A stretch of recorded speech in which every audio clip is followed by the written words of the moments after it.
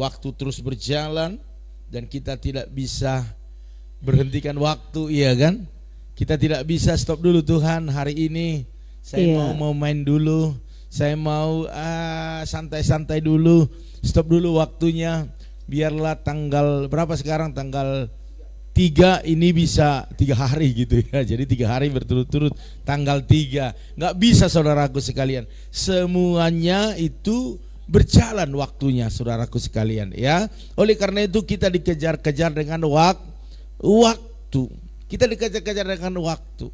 Jadi saudaraku sekalian, kita tidak bisa ikuti waktunya Tuhan, maka kita tertinggal. Ya. Cara berpikir kita juga harus berbeda. Kalau dulu kita cengeng, sekarang kita harus lebih dewasa.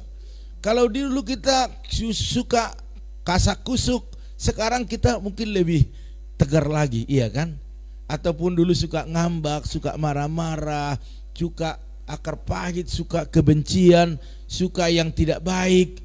Kita hari demi hari harus belajar semakin berubah Bapak Ibu Saudara sekalian. Waktu kita bisa berubah, maka apa yang terjadi? Kita akan melakukan yang terbaik bagi Tuhan.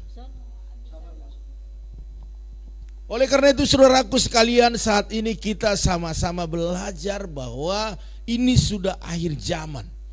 Makanya ada pujian berkata, zaman sekarang berjagalah, lihat dunia bergelora, sini sana kedengaran banyak kabar menggemparkan, berlindunglah pada sabda Allah. Itu Bapak Ibu Saudara sekalian. Oleh karena itu kita harus berlindung pada firman. Kita harus berjalan sesuai dengan firman. Jangan kita semakin usia bertambah tapi kedewasaan kita enggak bertambah-tambah. Sebab Tuhan mencari orang-orang yang dewasa, bukan hanya dengan usia atau umur, tetapi juga dengan rohaninya. Dewasa. Jadi Bapak Ibu Saudara sekalian, hari ini firman Tuhan berkata dalam Lukas 21 ayat 36, berjaga-jagalah senantiasa sambil berdoa supaya kamu beroleh kekuatan untuk luput dari semua yang akan terjadi itu, dan supaya kamu tahan berdiri di hadapan anak manusia. Ini jelas Bapak Ibu Saudara sekalian, firman Tuhan berkata berjaga-jagalah. Orang yang berjaga-jaga dalam hidupnya, dia pasti waspada. Dia pasti lebih menjaga hidupnya, jangan sampai dalam satu waktu dia itu lemah. Karena waktu dia lemah, maka si penyesat, yaitu si iblis, dia akan masuk untuk menyesatkan kita. Amin. Membuat kita terpengaruh dengan keadaan, terpengaruh dengan situasi yang terjadi. Akhirnya kita lemah. Akhirnya kita meninggalkan ibadah kita, meninggalkan pelayanan kita. Dan kita berkata, oh jangan dulu Pak Gem bikin tugas. Aku nggak bisa Pak Gem, minggu depan saya nggak datang Pak Gem. Bagi saya no problem. Bagi hamba-hamba Tuhan no problem. Karena firman sudah disampaikan, Bapak Ibu sudah mendengar firman. Bapak Ibu sudah dewasa secara rohani. Bapak Ibu bisa memilih maju atau mundur, bertahan atau tidak. Karena apa? Karena ini udah zaman akhir Bapak Ibu Saudara sekalian. Contohnya kalau saya enggak berdoa, saya yang rugi. Kalau saya enggak baca firman, saya yang rugi. Kalau saya enggak beribadah, saya yang rugi. Kalau saya tidak melayani Tuhan, saya yang rugi. Kami hamba-hamba Tuhan sudah menyampaikan, sudah memberitahukan. Keputusan ada di tangan kita semua. Maju atau mundur, semangat atau lemah, berjuang atau menyerah. Haleluya. Situasi masalah yang kita hadapi, saya mau katakan tidak pernah habis. Iya. Tidak pernah habis. Dan itu akan datang dengan tingkatan-tingkatan yang lebih tinggi. Katakan, masalah tidak pernah habis. Persoalan tidak pernah habis. Pergumulan tidak pernah habis. Haleluya. Karena apa? Karena memang hidup ini penuh dengan perjuangan. Oleh karena itu Tuhan katakan berjaga-jaga senantiasa sambil berdoa. Tidak bisa hanya berjaga-jaga lalu tidak berdoa, harus berdoa. supaya kamu beroleh kekuatan, karena lewat doa kita dapat kekuatan. Katakan amin. Amin. Saya percaya saudaraku sekalian yang ada di saat teduh ini, bukannya tidak ada pergumulan, bukan tidak ada masalah, tetapi banyak pergumulan. Tetapi di saat engkau berdoa terus, engkau dapat kekuatan yang baru. Sepertinya masalahmu sudah selesai, sepertinya jalan keluar sudah dibukakan. Sekalipun engkau belum menjalaninya, tapi waktu kau menjalaninya, percayalah Tuhan selalu buka jalan. Bahkan pembelaan Tuhan dalam hidupmu, dalam rumah tanggamu, dalam usaha bisnismu, itu semakin besar. Katakan amin. Amin. Sebab apa Bapak Ibu harus berjaga-jaga? Sebab hari-hari ini kita berada di masa-masa sukar. Yang setuju katakan amin. Amin. Kita ada di sana Bapak Ibu. Dan akhir atau zaman akhir atau kedatangan Tuhan sudah semakin dekat. Apa buktinya? Bapak Ibu lihat hari-hari ini, banyak orang bekerja tidak cukup untuk membiayai hidupnya. Banyak orang yang sudah berusaha tetapi nggak maju-maju. Ada bencana alam, ada situasi-situasi yang tidak pernah terjadi Bapak Ibu Saudara sekalian.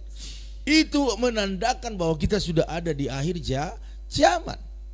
Saudaraku sekalian, oleh karena itu tetap firman Tuhan berkata, berjaga-jaga, berdoa agar kita kuat dan mampu melihat cara Tuhan menolong kita. Amin. Amin. Amin. Iya. Sebagai orang percaya atau anak-anak Tuhan atau yang setia, terus saat teduh hari ini Bapak Ibu, kita harus semakin peka secara rohani. Firman Tuhan tidak henti-hentinya, terus datang silih berganti untuk mengingatkan kita Bapak Ibu, untuk menasihati kita agar kita benar memperhatikan cara kita hidup. Cara hidup kita akan menentukan masa depan kita. Kalau cara hidup kita bermain-main seperti anak kecil saja, maka sudah bisa dipastikan masa depan kita akan seperti apa. Tetapi waktu kita serius mengerjakan apa yang kita kerjakan hari ini, berdoa serius, memuji Tuhan serius, beribadah serius, melayani serius, menabur serius, bekerja serius, berumah tangga serius, bergaul dengan serius, berbicara dengan serius, pasti masa depan kita serius juga. Yang setuju katakan amin. Amin. Pasti masa depan kita serius Bapak Ibu Saudara sekalian.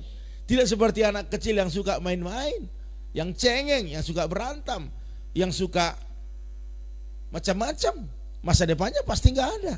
Tapi Bapak Ibu dan saya yang semua melakukannya dengan serius dan mata yang tertuju kepada Allah, saya percaya masa depan kita masa depan yang serius. Amin. Amin. Masa depan kita tetap ada.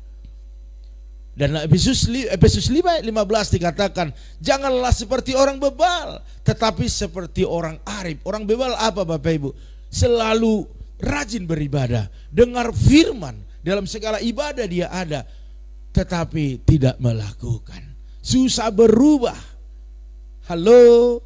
Ya. Iya kan? Susah berubah. Kadang-kadang kalau anak-anak kita udah kita nasihati nggak nurut, karena kita bilang, kamu bebal amat sih, karena seperti itu. Jadi jangan mau seperti orang bebal yang dikatakan firman. Walaupun mereka dengar firman, walaupun mereka sudah tahu firman, tetapi tidak melakukan. Artinya tidak berubah. Yang biasa bohong, jangan bohong-bohong lagi ya. Saya juga pernah bohong, tetapi saya belajar terus untuk berubah, jangan bohong. Saya terus belajar bagaimana apa adanya saya perkatakan. Karena apa? Karena ini penting bagi kita saudaraku sekalian. Tetapi jangan seperti orang bebal, itu firman Tuhan katakan. Tetapi seperti orang arif. Orang arif itu apa Ibu? Itu bijaksana. Makanya bahasa Indonesia berkata arif dan bijaksana. Karena apa? Orang arif dan orang yang bijaksana adalah orang yang mengerti kehendak Tuhan dan melakukan kehendak Tuhan. Dan Tuhan nyatakan kuasanya, dan kita mengerti apa maunya Tuhan dalam hidup kita. Oleh karena itu Bapak Ibu, jaga hidup kita, itu intinya. Akhir zaman ini jaga hidup kita. Jangan lagi kita bertindak sembrono dan menyanyiakan waktu yang ada. Saya mau katakan, waktu engkau tidak ibadah satu kali, engkau sudah menyanyiakan waktumu. Mungkin pada saat itulah engkau dijawab Tuhan. Mungkin saat itulah pergumulanmu ditolong Tuhan. Tetapi kita enggak ada, kembali lagi ke nol. Saya pernah Bapak Ibu Saudara kalian punya teman, ya sahabat, saudara lah ya. Dia itu penyakit TB Bapak Ibu Saudara sekalian. Dan dokter katakan kamu harus minum obat rutin setiap hari selama 6 bulan. Selesai, kau pasti sehat. Tetapi apa yang dilakukan? 1 bulan dia minum, 3 hari dia enggak minum.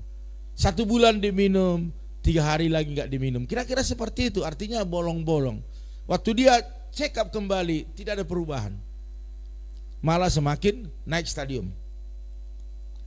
Akhirnya dokter katakan, kamu sekarang sudah ada di posisi yang stadium 4. Artinya kamu kalau tidak melakukan ini lagi, kamu lewat. Apa yang terjadi? Tidak ada perubahan. Tetap dia seperti itu. Kadang bahkan dia merokok juga, dia minum juga. Padahal dokter katakan kamu nggak boleh kena asap. Tetapi bukan menghindar, malah memasukkan asap dalam tubuhnya. Apa yang terjadi? 3 bulan berikutnya